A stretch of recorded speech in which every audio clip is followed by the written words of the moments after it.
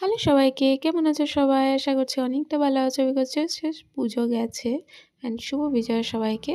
তো আজ ছিল আমার বেস্ট ফ্রেন্ডের বার্থডে, ছোট্টকালের বন্ধু আমার। তো গেছিলাম তাদেরই বাড়িতে, যাচ্ছিলাম পাড়াতে, ভাবলাম একটু ক্যাপচার করি। প্রচুর অন্ধকার ছিল যেহেতু কারেন্ট ছিল না, পাড়ার লাইটসগুলো মানে কারেন্টের জন্য ছিল না। তো যেতে যেতে আমার পাড়াতে অনেক পুরনো শিব ঠাকুরের মন্দির আছে, একটু দর্শন করে নিলাম, নমস্কার করে নিলাম। তো চলে আসলাম ফাইনালি ওদের বাড়িতে। ওদের বাড়িতে আস্তে আস্তে আমি ভাবছিলাম ওদের বাড়িতে একটা ডগি আছে যার নাম হচ্ছে অ্যালভিন। প্রচুর চেল্লায়, যখনই দেখবে তখনই চেল্লায়, ভয় করছিল একটু। তারপর যাই হোক ওরা একটু রুমে রেখে দিয়েছিল আমার জন্যে। তো এইভাবে সবাই প্রিপারেশন করছিল ওদের বোনরা। তো প্রিপারেশন করতে করতে আমিও বসে বসে কিছুটা হেল্প করে দিয়েছিলাম। তো তারপরে চলে আসলাম আমাদের ক্যান্ডিডেট, দেখছিল সবটাই।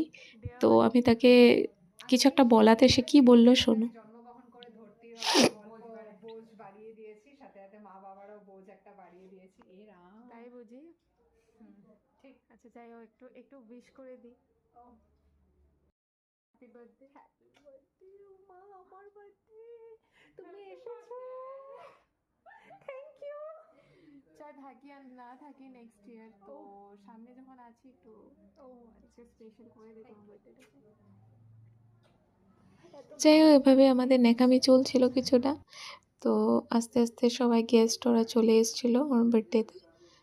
তারপর ও গেট আপ চেঞ্জ করে আসলো, ফাইনালি কেক কাট হচ্ছিল, সবাই মিলে কেক কাটিং উইশ চলছিল, এভাবে সেলিব্রেশন হলো। ভালো লাগছে। আর ওর কেক কাটের পর একটু স্ম্যাশ না করলে তো হবে না ফেসে, তো আমিও ওকে করেছিলাম অ্যান্ড ও সবাইকে রিটার্ন করেছিল। তো ওগুলো ক্যাপচার করা হয়নি, ওকে খালি ক্যাপচার করা হয়েছে বিকজ ওর ডে আজকে স্পেশালি।